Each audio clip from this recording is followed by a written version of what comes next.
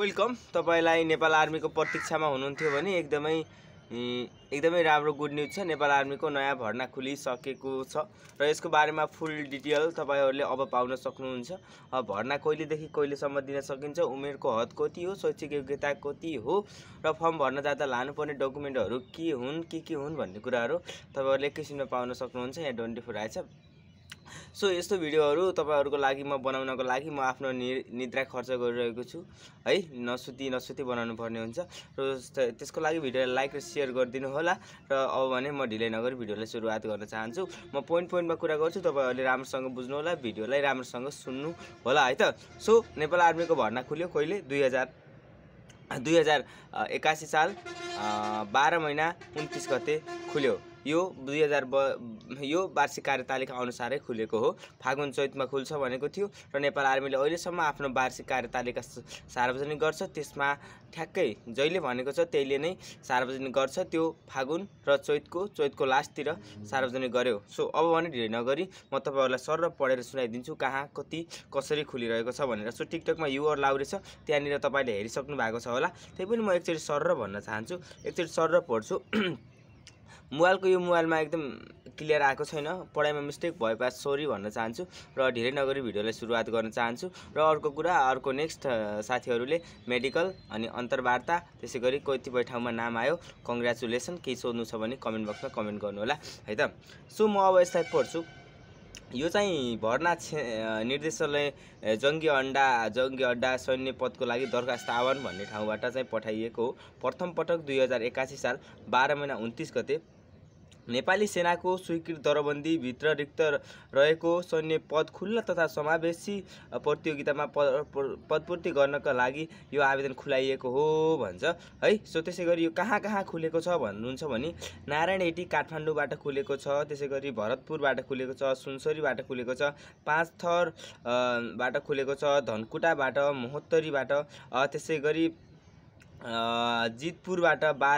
जितपुर 12, रामेछापबाट, हेटौडाबाट, भरतपुरबाट, बाजुराबाट, विजयपुरबाट, सेराडोर बागलुङबाट, गोर्खाबाट, बुटवलबाट, त्यसैगरी धागीथुमबाट, भरतपुरबाट, लिवाङ रोल्पाबाट गरेर 18 ठाउँबाट भयो। अनि त्यसैगरी निमाले सुर्खेतबाट, नेपालगञ्जबाट, अनि देवलडाँडा जुम्लाबाट, त्यही गरी कैलालीबाट, भरतपुरबाट, कञ्चनपुर भन्ने ठाउँबाट, दिपालय डोटीबाट र दह डडेलधुराबाट है। सो 25 ठाउँबाट नेपाली सेनाको भर्ना खुलेको छ र तपाईलाई पाएक पर्ने ठाउँमा गएर भर्नाको लागि फर्म दिन सक्नुहुन्छ। सो मोबाइलमा क्वालिटी कम छ होला, आइफोन आउँदैछ मेरो छिट्टै है। यो गुड न्यूज तपाईको लागि सायदै आज आउन सक्थ्यो होला, अलिकति टाइम प्रेसर भयो, नेक्स्ट विक आउँछ कि भन्ने आश हो। अलिकति टाढा छ घर अनि यता विदेशबाट आएको अनि लिन गाह्रो हुन्छ। सो त्यसैगरी अब म सरर भन्छु दरखास्त र फार्म भर्ने मिति है। दरखास्त मिति 2081 साल 12 महिना 29 गतेदेखि मिति 2082 साल 1 महिना 27 गतेसम्म भर्न सक्नुहुन्छ। त्यसैगरी 2082 साल 1 महिना 28 गतेदेखि मिति 2082 साल 2 महिना 3 गतेसम्म डबल दस्तुर तिरेर तपाईले 7 दिन भित्र भर्न सक्नुहुन्छ। 150 रुपैयाँ तिर्नुहुन्थ्यो भने 300 रुपैयाँ तिरेर भर्न सक्नुहुन्छ भनेको हो। त्यसपछि दोबर दस्तुर बुझाएर अन्तिम दिन यदि बिदाहरू पर्यो भने त्यसको अर्को दिन जान पाइन्छ है। त्यसपछि स्थान भनेको आफूलाई पाएक पर्ने ठाउँ। दरखास्त दिँदाखेरि फारम बुझाउँदा 150 को टिकट काट्नुपर्छ। अनि त्यसपछि तपाईँ खुल्ला भए ठिक छ, महिलाबाट दलितबाट जनजाति हो भने त्यो 150 को 20% बढी लाग्छ है। सो यति कुराहरू क्लियर हुनुभएको छ होला। त्यसगरी खाता नम्बरमा तपाईले त्यहाँ पठाइदिनु पर्ने हुन्छ बैंकमा गएर भाउचर भरिसकेपछि। अनि त्यसपछि तपाईको शैक्षिक योग्यता कक्षा 8 उत्तीर्ण गरेको हुनुपर्ने छ। कक्षा 9 र 10 उत्तीर्ण हुनेहरूले कक्षा 8 पासको प्रमाणपत्र अनिवार्य रूपमा बुझाउनु पर्ने छ भनेको छ है। सो मैले चाहिँ 10 को लगेको थिएँ, 8 को चाहिँ लाएको थिएन, ग्रेड 7 मात्र लगाएको थिएँ होला। सो त्यसैगरी एसएलसी वा सोभन्दा शैक्षिक योग्यता अर्को छ लेटर ग्रेडिङ के आएको छ अहिलेको सिस्टममा। त्यसको बारेमा कुरा गर्नु पर्दाखेरि 2068 साल लागू पूर्व जारी भएको प्रमाणपत्र छ। त्यसैगरी कक्षा 8 उत्तीर्ण भएका साथीले 2 GPA अनिवार्य लिनुपर्छ। 2 GPA ल्याउनुपर्छ, 1.6 होइन है, 1.6 अनिवार्य हुनुपर्ने छ भनेको रहेछ। यो चाहिँ कहिले भन्दाखेरि है तपाई पास हुनु भएको छ, सब्जेक्टमा पास हुनु भएको छ भने हुन्छ, फेल हुनु भएको छ भने हुँदैन। सिधै भन्दाखेरि त्यो तरिकाले बुझ्नुस्, अरु किन गर्ने दुःख है। त्यसै गरी यो भइहाल्यो। अनि तपाईँको शारीरिक योग्यता भन्छ केटाहरूको लागि 5 फिट 3 इन्च हुनु पर्यो, छातीहरू 32 हुनु पर्यो, फुल्लाउजा 34 हुनु पर्यो, वतन त्यही हो तपाईँको 50 केजी हुनु पर्यो है। अनि महिला अर्थात् केटी साथीहरूको लागि उचाइ 5 फिट हुनु पर्यो, अनि वेट 40 केजी हुनु पर्यो, चेस्ट नापिँदैन है, छाती चाहिँ। सो यति कुराहरू क्लियर भइसकेको छ है। तपाईँ यो छ भने चाहिँ फर्म भर्न जान सक्नुहुन्छ। मतलब कि तपाईँ 49 केजी छु, मेरो छाती 31 इन्च छ, अनि त्यसै गरी यस्तो मेरो हाइट 5'3" छैन, यतिकन कपालको धर्स जस्तो त्यस्तै छ भने चाहिँ जाँदा हुन्छ है। अन्य योग्यता भनेको छ अनि साथीहरू, त्यसपछि अन्य योग्यता चाहिँ कुनै पनि फौजदारीहरूमा नफसेको भन्छ नि त। तपाईँहरू कहिले जेल चलान गर्नु भएको छ, यस्ता यावत कुराहरू छन् भने चाहिँ जोगिनुपर्छ। सैनिक ऐन लागिसकेको छ, तपाईँ सैनिक ऐन भन्दा पनि तपाईँलाई पहिले कानुनी मुलुकी ऐन लागेको छ भने पनि तपाईँले पाउनुहुन्न। त्यसपछि उम्मेदवारले दरखास्त दिने भनेको 2060 साल 1 महिना 17 गते, 2060 साल 1 महिना 2060 साल चैत 2060 साल वैशाख 27 र 2064 साल वैशाख 27 यो बिचको साथीहरूले फर्म भर्न सक्नुहुन्छ है। सो त्यसमा 1-2 दिन तलमाथि भयो भने विचार गरेर यताउति बुझ्नु होला भन्न चाहन्छु। 1-2 दिन धेरै साथीको फरक परिहाल्छ। अनि तपाईँले त्यहाँनिर जाँदाखेरि लानुपर्ने डकुमेन्टहरू के हुन् भन्ने कुराहरू तपाईँले एकदमै धेरै डाउट हुनसक्छ है।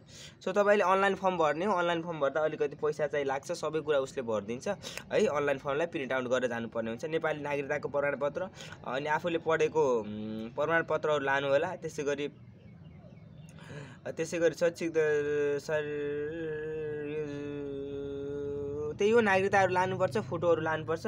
सकेमा बुवा आमाको नागरिकता छ भने फोटोकपी लगेर जानु होला। र तपाईँहरूले कुनै पनि राम्रो जिल्ला स्तरीय राष्ट्रिय स्तरीय गेमहरू खेल्नुहुन्छ भने त्यो गेमको डकुमेन्ट लान सक्नुहुन्छ। नत्र भने पछि बुझाउँदा पनि हुन्छ, लानै पर्छ भन्ने हुँदैन है त्यो डकुमेन्टहरू चाहिँ। त्यसपछि तपाईँलाई उम्मेदवारहरूले हालचाल खिचेको फोटो लानुपर्छ भनिहाले। त्यसै गरी तपाईँले फोटो चाहिँ कस्तो लानुपर्ने हुन्छ भनेर तपाईँलाई आयो भने तपाईँले फोटो खिच्दा कपाल काटेको, दाढी काटेको खिच्नु होला। त्यसपछि तपाईँले प्रति 4वटा भनेको चाहिँ 2x2 को साइजको फोटो, प्रति एउटा ठुला फोटो हुन्छ, एउटा सानो फोटो हुन्छ चाहिने चाहिँ अलिकति धेरै नै खिचाउनु होला। तपाईँले जहाँनिरबाट भर्नुहुन्छ त्यहाँनिर गइसकेपछि म नेपाल आर्मीको फर्म भर्ने हो, मेरो लागि फोटो खिचिदिनु भन्नुभयो भने मिलाएर खिचिदिन्छ। त्यसमा कुनै डराउनु पर्ने कुरा छैन है त। अनि त्यसपछि छनौट प्रक्रिया भर्ना तपाईँलाई कसरी गर्छ, त्यसको 1 महिना फर्म भर्नुहुन्छ तपाईँले वैशाखको 27 गते। त्यसै गरी अर्को डबल जस्तो तिरेर वैशाख जेठको 3-4 गतेसम्म 5-6 गतेसम्म भर्नुहुन्छ। त्यसको 1 महिना 10 दिन अलि छिटो तपाईँको बेरिङ स्टार्ट हुन्छ है। आफै हिसाब गरेर भन्नु होला। बेरिङमा चेक हुने भनेको तपाईँको हात खुट्टाहरू यताउति हो, ढाडहरू गोपी नभएको, अनि शारीरिक योग्यताहरू भयो, अनि यावत कुराहरू, दाँतहरू यताउति, कलर भिजनहरू, त्यसै गरी तपाईँको दुवै आँखाहरू यसरी झिम्काउन पनि जान्नुपर्छ। अनि त्यसपछि तपाईँको शारीरिक योग्यता, पुसअप, सेटअप, चिनअपको बारेमा पनि भनिदिन्छु। एकदमै क्लियरली डिटेल भिडियो छ।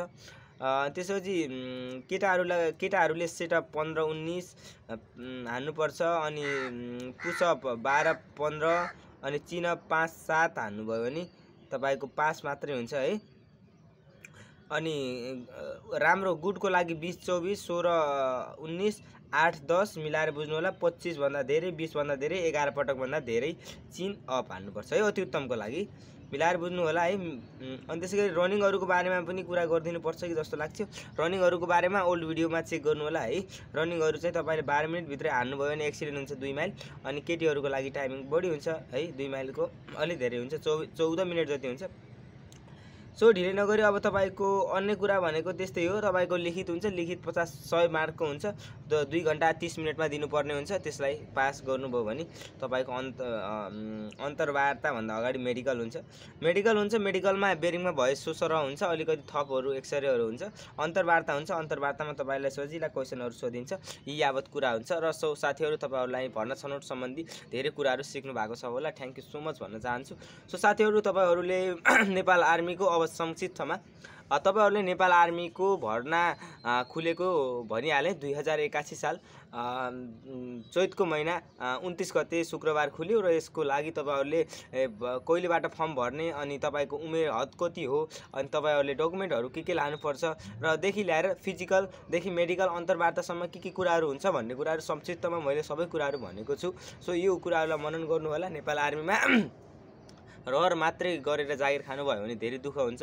रहर परिस्थिति बाध्यता सबै कुरा बुझेर आउनु होला एकचोटी है। नेपाल आर्मी कस्तो फिल्ड हो के हो भन्ने कुराहरु तपाई यो क्षेत्रमा आइसकेपछि मात्रै बुझ्नुहुन्छ। धेरै खुसी हुने। ओ माई गॉड है साथीहरु यति भने।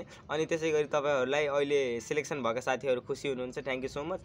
सो फेल हुने साथीहरु डिमोटिभेट नहुनु होला। मन छ भने फेरि रिट्राई गर्नु होला। फर्म खुलिसकेको छ। सो यति भन्न चाहन्छु र हाम्रो भिडियोलाई लाइक कमेन्ट शेयर अनि सब्स्क्राइब गर्नु होला र यस्तै खालका लेटेस्ट भिडियोहरु म लिएर आउँछु। तपाईहरुले मेरो नाम चिन्नु भएको छैन भने मेरो नाम हो रोशन थापा छेत्री। सो फेसबुकमा रोशन थापा छ। यसैबाट लिंक छ त्यहाँबाट पनि जोडिन सक्नुहुन्छ। यति नै भन्दै म बिदा हुन्छु। फेरि हाम्रो भेट हुनेछ अर्को भिडियोमा। केही कुराहरु जान्न मन छ भने कमेन्ट बक्समा कमेन्ट छाड्नु होला। सो नयाँ वर्ष छ। नयाँ वर्षको दिन म सायदै अनलाइन आइन भने यो हाम्रो नयाँ वर्षमा भेट नहुन सक्छ। सो त्यही भएर नयाँ वर्षको पनि शुभकामना दिँदै म बिदा हुन्छु। नमस्ते शुभ दिन है त। नमस्ते।